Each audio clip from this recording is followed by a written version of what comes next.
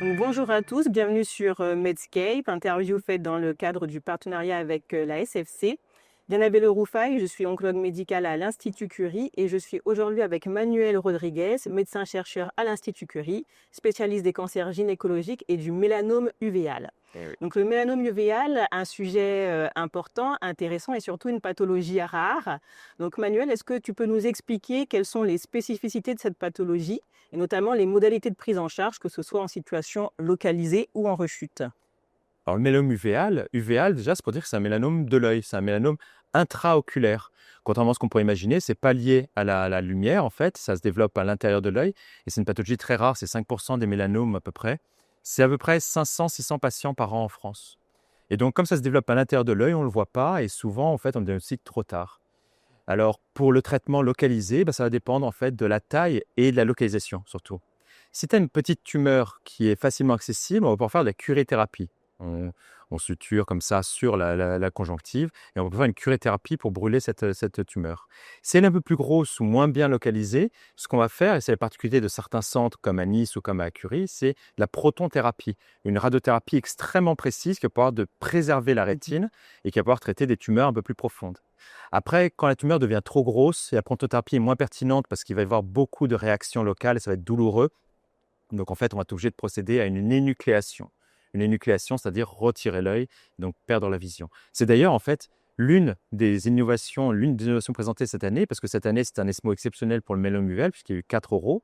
Eh bien, l'un des oraux ce matin, c'était sur une thérapie ciblée, un BKC inhibiteur, qui a permis de réduire la taille tumorale en néoadjuvant, et donc, je ne suis plus la moitié des patients quand même, et qui donc pourrait peut-être préserver en fait la vision et préserver et éviter l'énucléation. Mais ça, il faut le vérifier dans une phase 3 qui va commencer. D'accord. Et parmi les présentations que tu cites faites en oral au cours de cet ESMO, est-ce que certaines viennent potentiellement transformer vos pratiques? Alors les 3 autres présentations, c'était sur la phase métastatique. Parce qu'en fait, ce petit mélanome caché dans l'œil, c'est une tumeur de très mauvais pronostic par rapport aux autres cancers. En fait, ça dépend des cohortes, mais c'est quand même, si on prend beaucoup de recul, 10 ans, 20 ans, 30 ans, on se rend compte que ça peut quand même faire des métastases dans un tiers des cas.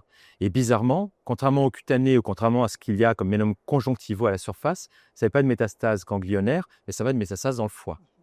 Donc, ce qu'on fait habituellement, c'est qu'on essaie de traiter le foie, par exemple, avec de la chimiothérapie intrahépatique, ou qu'on fait de l'immunothérapie, soit conventionnelle PD1, soit le médicament qui s'appelle le tebentafusp, mais qui ne marche que si on est HLA-A2 positif, c'est à peu près la moitié de la population européenne. Et donc, dans les nouveautés qu'il y a eu cette année, il y a eu 2 choses. D'une part, il y a eu, est-ce qu'au lieu de faire un checkpoint inhibiteur classique, un PD1 inhibiteur classique, on ne pourrait pas faire du pembro avec du Lenva? Il y a eu plein d'essais dans l'endomètre, dans le rein, par exemple. Il y a eu d'autres essais qui montrent que pembro-Lenva, c'est peut-être mieux que pembro seul. Et c'est ce qu'on a montré. Pembro-Lenva, ça fait mieux que pembro seul. Ça fait un peu mieux dans les HLA-A2 négatifs qui sont en première ligne. Pas beaucoup, donc on va D'accord. probablement laisser tomber. Par contre, après le tebentafusp, ça marche particulièrement bien. Alors, il faut être prudent. C'est une phase 2 simplement. Il faut encore qu'on comprenne pourquoi, mais c'est potentiellement un espoir pour les patients. L'autre piste, et ça, c'est les Néerlandais qui ont montré ça, c'est de se dire, je peux faire des traitements dans le foie, comme de la chimiothérapie dans le foie. Ça détruit les cellules tumorales. Ça ne marche pas en espérance de vie globale, en survie globale, mais par contre, ça fait diminuer les tumeurs. Et je peux faire de l'immuno par les veines. Pourquoi est-ce qu'on n'associerait pas les deux en faisant chimio intrahépatique avec du niveau EPI?